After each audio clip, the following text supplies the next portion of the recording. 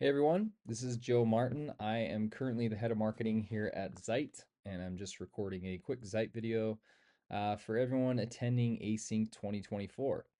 I wanted to go over a couple of things related to 0 to 1 marketing, and hopefully these things can be helpful for startups as well as any size business can help you start up a new program and find success.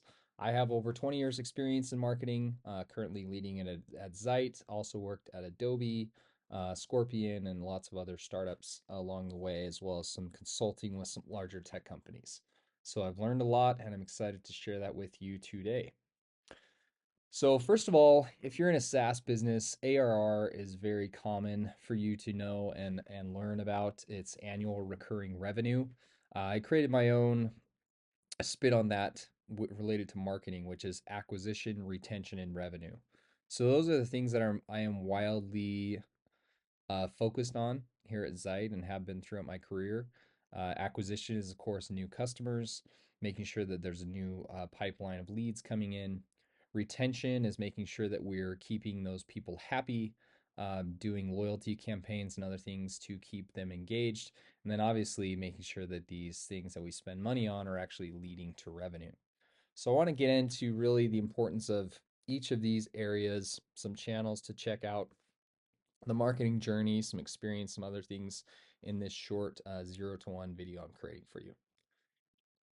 First of all, experience is crucial. It's really important to be able to have a good experience for everyone along the entire path of the journey. So you don't want to have a great ad campaign, but not be able to capture the lead or have a salesperson um, contact them. And if you have a terrible product, then they're not even going to want to keep using it. Or if you have bad customer support, then they're not going to want to keep using you either. So making sure you have a really tight connection between your brand and experience along the entire journey is really important. So you want to have it all the way from starting with awareness, which is when they first kind of see you or hear about you, to consideration, where they're looking at your blog post or your website or reviews, to when they actually purchase or trial your product, and then where they actually want to share with others. So making sure you have programs in place to one, acquire the lead, two, be able to follow up within a reasonable amount of time. We try and do follow up within 15 minutes with a new lead or interesting sign up. And then I'll talk a little bit later about a product flywheel. But when people sign up for Zeit, you get kind of sent on an onboarding path that helps you really get used to the tools and learn more about how they can help you. And then lastly, obviously, having good service and loyalty so people want to keep using your company. Next is I always like to build with long-term things in mind. I mentioned a few here, but I always SEO and content is definitely one of my strengths that I love to do. And so SEO can search engine optimization can take sometimes 6 months to 12 months with certain terms to be able to start ranking and seeing results from that. So anytime I've gone to a company, that is what I start day one is focus on SEO. Definitely brand and customer experience, making sure there's good nurturing in place with email onboarding and newsletters and other things to keep customers engaged. And then while those programs are developing, I can run paid ads, I can run discounts, I can set up free resources and trainings to be able to engage along the way and make sure that I'm generating leads and revenue while SEO and brand and some other things are taking root. So set up some short-term wins, but also plan for some long-term building as well. Automation and AI. Zeit AI is really great. I use it all the time to help produce transcripts and smart titles for any videos that I create.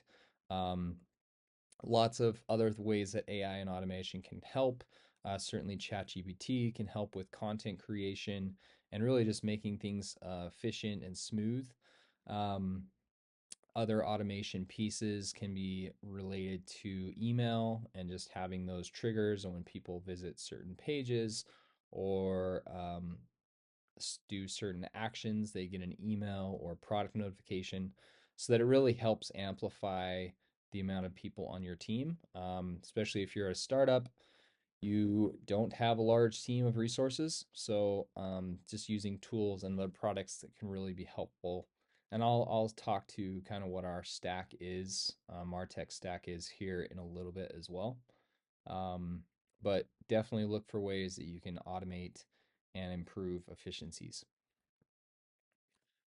So a product flywheel, what does that mean? It's essentially where you can make more investment from people using your product. So a great example is after I produce this Zeit video, I can share a link of it in Slack or other products, and someone can click on that link. They'll see a nice little landing page that says try Zeit for free if they're not already a customer.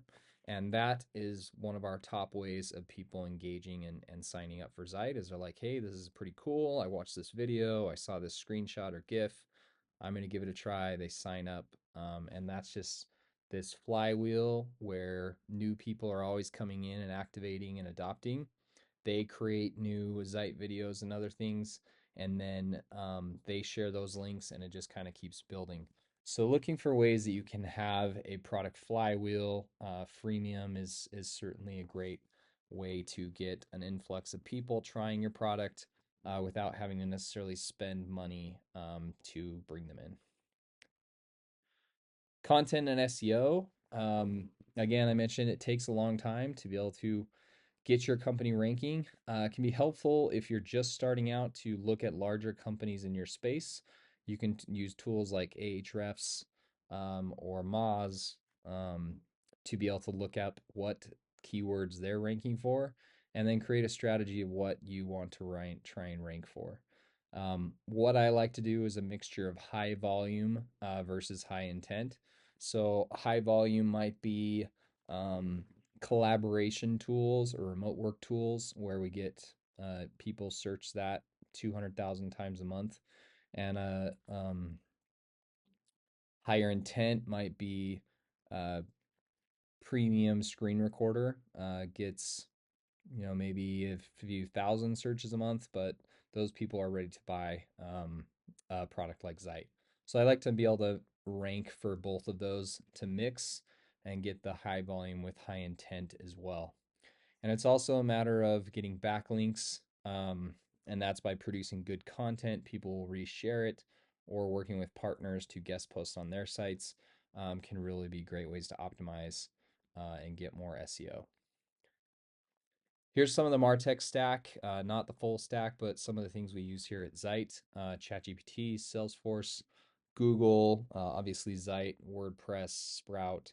Having the right tool set can really amplify and help your business and make it so you don't necessarily have to hire more people, but be able to just have the right tools that helps escalate your team without having more people. In closing, invest where you're most comfortable and where the data is comfortable. If you're just starting out again, it'll take some time to get some data.